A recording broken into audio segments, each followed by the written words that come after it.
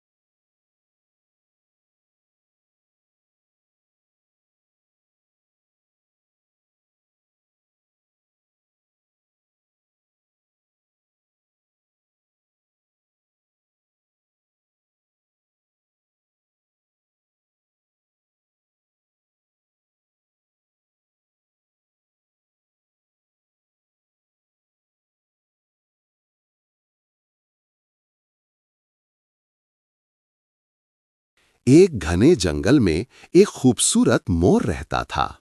उसके रंगीन पर सूरज की रोशनी में ऐसे चमकते थे जैसे कौसे कज़ा जमीन पर उतर आई हो। सारे जानवर उसकी खूबसूरती की तारीफ करते और उसके पर देखकर हैरान रह जाते।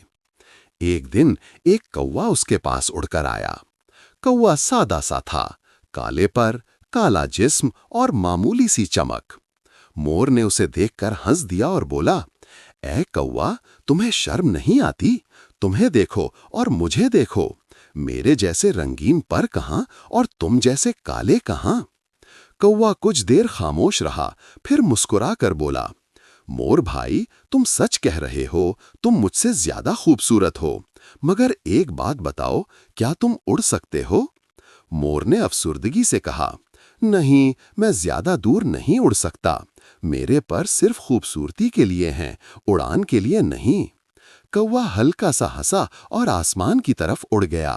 उड़ते हुए बोला, खूबसूरती अच्छी बात है मोर भाई, मगर आजादी सबसे हसीन चीज है।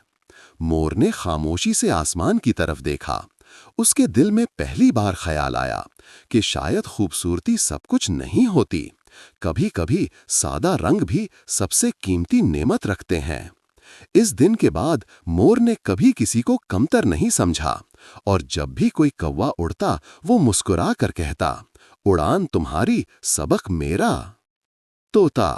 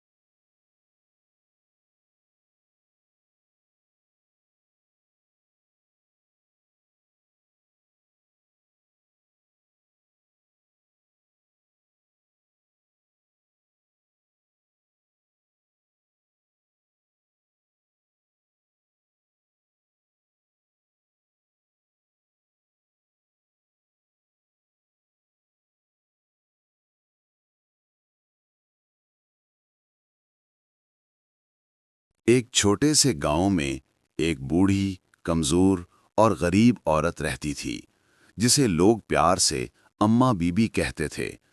उसकी जिंदगी बहुत सख्त थी। घर की दीवारें टूटी हुई थीं, छत में जगह जगह सुराख थे और सर्द रातों में ठंडी हवा सीधी अंदर आ जाती थी। फिर भी वो हर वक्त अल्लाह का शुक्र अदा करती रहती थी।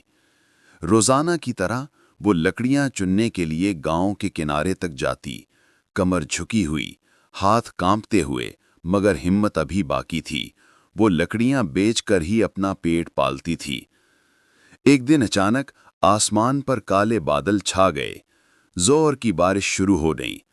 अम्मा बीबी जल्दी से घर पहुंची, मगर छत टपकने लगी, पानी रस रस कर अंदर आने लगा। वो कमरे के कोने में सिमट कर बैठ गई, आंखें आसमान की तरफ उठाईं और आहिस्ता से बोली, या अल्लाह, आज मुझे किसी मददगार का सहारा भेज दे, मैं बहुत थक गई हूं। बारिश रुक गई तो वो फिर लकड़ियां चुनने निकली, क्योंकि उसके पास कोई और रास्ता न था। मटेली जमीन पर चलते हुए उसका पांव फिसला और वो जोर से गिर पड़ी। लकड़ियों की गठड़ी दूर जा गिरी, हाथ जख्मी हो गए और वो जमीन पर बैठी आंसू बहाने लगी। इसी दौरान एक मोटरसाइकिल दूर से आती नजर आई। नजदीक आकर रुकी। एक नौजवान आदमी उतरा। उसका नाम फराज था, जो कुछ दिनों से इसी इलाके में नया रिहाइश पजीर हुआ था। फराज ने परेशानी से पूछा, अम्मा जी, आप ठीक हैं? अम्मा बीबी ने जख्मी हाथ दिखाते हुए कहा, बेटा, उम्र का साथ नहीं रहा। फराज ने आगे बढ़कर उसे सहारा दिया, लकड़ियों की गठड़ी उठाई और बोला, चलिए, मैं आपको घर छोड़ देता हूं। जब वो दोनों अम्मा बीबी के घर पहुंचे तो फराज हैरान रह गया। दीवारें टूटी हुईं, छत से सुराखों में से आसमान नजर आ रहा था। खाने को कुछ नहीं था, बस एक पुराना कंबल, एक टूटी कुर्सी और तन्हाई। फराज ने दिल ही दिल में कुछ तय कर लिया।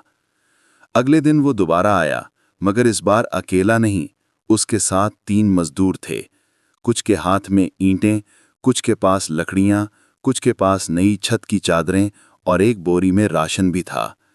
अम्मा बीबी ने हैरत से पूछा, बेटा, ये सब क्या है? फराज मुस्कुराकर बोला, अम्मा जी, आज आपका घर ठीक करेंगे, आप अकेली नहीं हैं। फिर पूरा दिन मजदूर दीवारें दुरुस्त करते रहे। फराज खुद मट्टी गूंदता रहा, छत लगवाता रहा, घास साफ करवाता रहा। शाम तक वो घर जो बरसों से एक खंडर बन चुका था, अब नए जैसा दिख रहा था।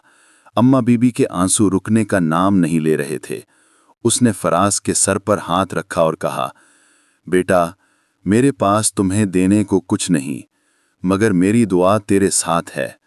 फराज ने जवाब दिया, अम्मा जी, दुआ से बढ़कर कोई तोहफा नहीं। आहिस्ता आहिस्ता दिन गुजरते गए। फराज रोज आता, कभी खाना लाता, कभी दवा, कभी बस उसका हाल पूछ लेता। अम्मा बीबी के चेहरे पर बरसों बाद जिंदगी की रोशनी लौट आई। एक दिन फराज ने पूछा, अम्मा जी, आपने कभी कुछ मांगा था अल्लाह से? अम्मा बीबी ने मुस्कुराकर कहा, हाँ बेटा, मैंने दुआ की थी कि अल्लाह मेरी तन्हाई दूर कर दे। शायद इसी दुआ के जवाब में तुम आ गए। फराज ये सुनकर खामोश हो गया। उसके दिल में एक अजीब सा सुकून उतर आया। अब गांव वाले भी उनकी मदद करने लगे। अम्मा बीबी की जिंदगी बदल चुकी थी। वो अब अकेली नहीं थी। फराज उसके लिए बेटे जैसा था और उसकी दुआ फराज के लिए दुनिया की सबसे बड़ी नेमत।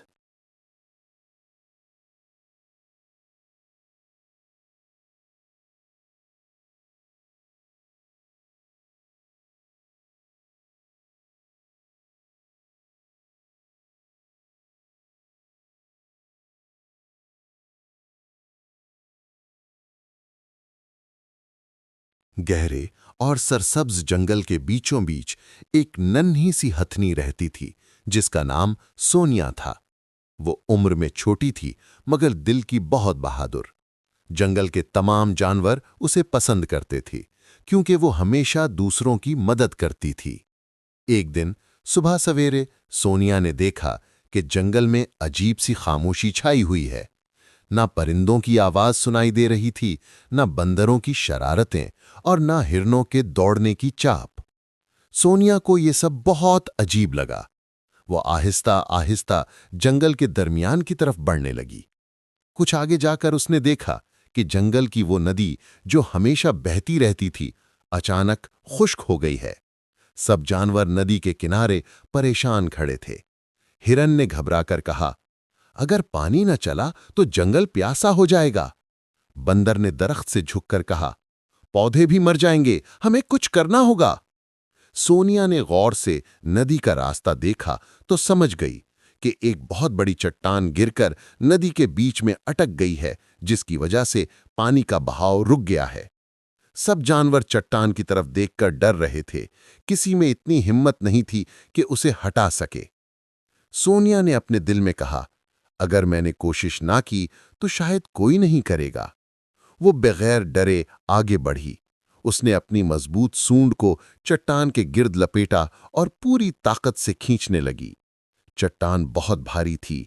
सोनिया के पांव मिट्टी में धंसने लगे, मगर वो पीछे नहीं हटी। जंगल के तमाम जानवर हैरत से उसे देख रहे थे। कुछ देर की जद्दोजहद के बाद चट्टान थोड़ी सी हिली। सोनिया ने एक और लंबी सांस ली और आखिरी बार पूरी हिम्मत के साथ जोर लगाया। ढम! चट्टान किनारे जा गिरी। अचानक नदी का पानी दोबारा बहने लगा। साफ शफ्फाफ ठंडा पानी जंगल में खुशी की आवाज के साथ दौड़ पड़ा। सब जानवर खुशी से चीख उठे, सोनिया ने नदी बचा ली, हमारा जंगल दोबारा जिंदा हो गया। उसी वक्त एक बुजुर्ग हाथी सोनिया के पास आया और मुस्कुराकर बोला, तुम छोटी हो मगर तुम्हारी हिम्मत बहुत बड़ी है। आज तुमने सबको सिखा दिया कि बहादुरी जिस्म में नहीं दिल में होती है। सोनिया शर्मा गई मगर बहुत खुश थी। पूरे जंगल के जानवर उसे हीरो जैसी नजरों से देख रहे थे। उस दिन से सब उसे नन्ही हीरो सोनिया कहने लगे।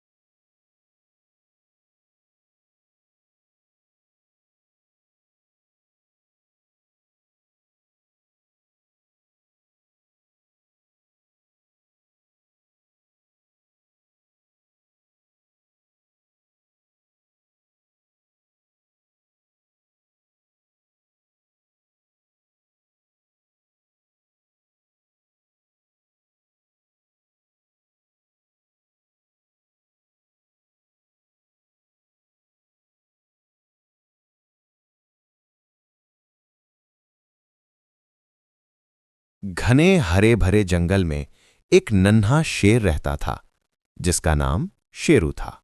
वो भी छोटा था, लेकिन उसके दिल में एक ही ख्वाहिश थी कि एक दिन वो अपने वालिद की तरह बहादुर शेर बने। लेकिन शेरू की एक अजीब सी कमजोरी थी, वो ऊंची आवाजों से डरता था।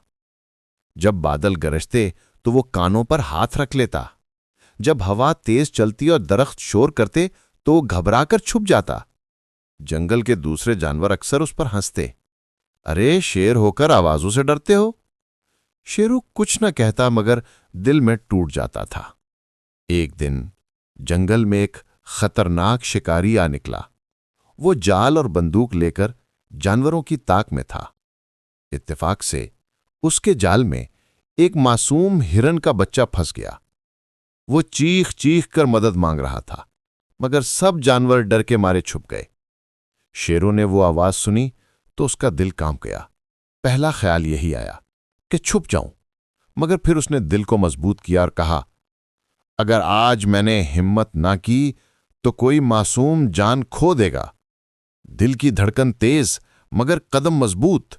शेरों आहिस्ता आहिस्ता जाल की तरफ बढ़ा।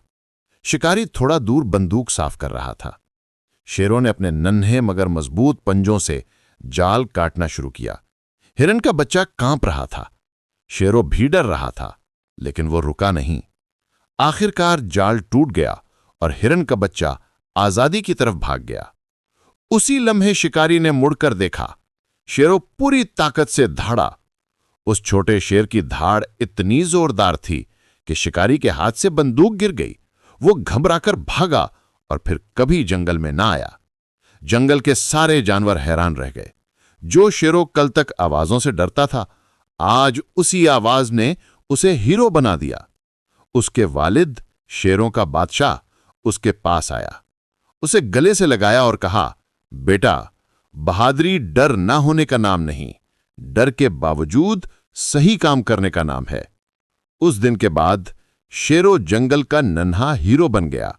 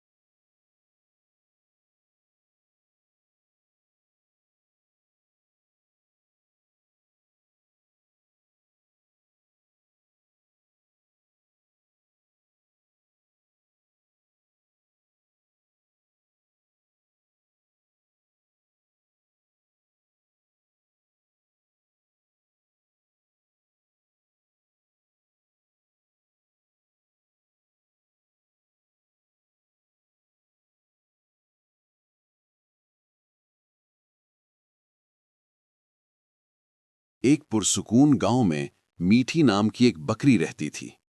मीठी बहुत प्यारी थी, लेकिन इसमें एक बहुत बड़ी खामी थी। वो हमेशा भूखी रहती थी और लालच में हद से बढ़ जाती थी। चाहे जितना भी खा ले, उसका दिल कभी नहीं भरता था। गांव के पास एक हरा भरा जंगल था। वहां नरम घास, मीठे पौधे और रंग बरंगे फूल थे। जब भी मीठी जंगल जाती, वो इतना खाती कि उसका पेट बिल्कुल गोल हो जाता, जैसे किसी ने अंदर हवा भर दी हो। बाकी जानवर उसे बार बार समझाते,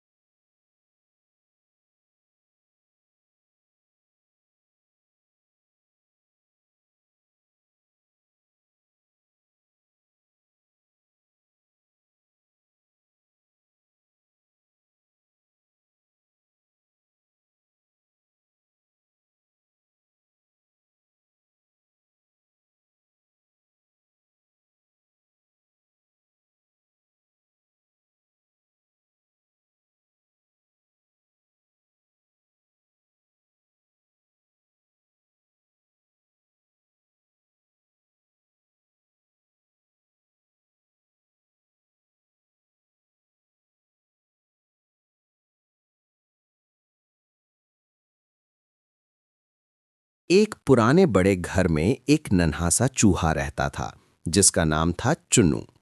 चुन्नू कद में छोटा जरूर था, मगर दिल का इतना ही बड़ा और बहादुर था। घर के दूसरे चूहे अक्सर उसका मजाक उड़ाते थे। अरे चुन्नू, तुमसे क्या हो जाएगा, तुम तो खुद इतने छोटे हो। मगर चुन्नू हमेशा मुस्कुराकर जवाब देता, कद नहीं, हिम्मत बड़ी होनी चाहिए। इसी घर में एक बहुत खतरनाक बिल्ली रहती थी, काली। उसकी आंखें फाड़ देने वाली, चलने की आवाज, दबे पांव और खौफनाक गुर्राहट से पूरा घर लरस जाता था। चूहे उसका नाम सुनकर ही छुप जाते थे, लेकिन चुन्नू कभी भी डरता नहीं था। एक रात बावर्ची खाने में बहुत सी चीजें रखी थीं, ताजा पनीर, गर्म रोटी और मेवाजात। सारी खुशबू पूरे घर में फैल रही थी। सब चूहों ने सोचा, आज तो मजा है। मगर काली बिल्ली दरवाजे के पास सो रही है। सारे चूहे डर गए, लेकिन चुन्नू आगे बढ़ा और बोला, मैं जाता हूं, तुम सब इंतजार करो। चूहे हैरत से एक दूसरे को देखने लगे। चुन्नू आहिस्ता आहिस्ता चलते हुए काली के करीब से गुजरा। उसका दिल जोर जोर से धड़क रहा था। काली की सांसों की आवाज आ रही थी, मगर वो फिर भी आगे बढ़ता गया। जैसे ही चुन्नू पनीर के पास पहुंचा, अचानक काली ने अपनी आंखें खोल दी। उसकी आंखें चमकने लगीं और वो चुन्नू की तरफ झपटी। चूहों ने चीख कर कहा, चुन्नू भागो! मगर चुन्नू ने भागने के बजाय एक जबरदस्त चाल चलने का फैसला किया। वो बिजली की तरह एक लकड़ी के डब्बे पर छलांग मारकर ऊपर चढ़ा, फिर वहां से झूलते हुए पर्दे को पकड़ लिया। पर्दा अचानक हिला, काली का तवाज़ुन बिगड़ा और उसकी रफ्तार कम हो गई। चुन्नू मौका देखकर फौरन छोटे से सुराख में घुस गया। काली गुस्से से हुर्राई, लेकिन अब बहुत देर हो चुकी थी। बाकी चूहे खुशी से नाचने लगे। चुन्नू जिंदाबाद, चुन्नू हमारा हीरो है। चुन्नू ने मुस्कुराकर कहा, डरते वो हैं जिनके पास अक्ल कम हो। हिम्मत और समझदारी हो तो बड़ी मुश्किल भी आसान बन जाती है। उस दिन के बाद किसी ने चुन्नू को छोटा नहीं कहा। वो सबके लिए बहादुरी, अक्ल और हिम्मत की मिसाल बन गया। और चुन्नू चूहा खुशी खुशी अपनी बहादुर जिंदगी गुजारता रहा।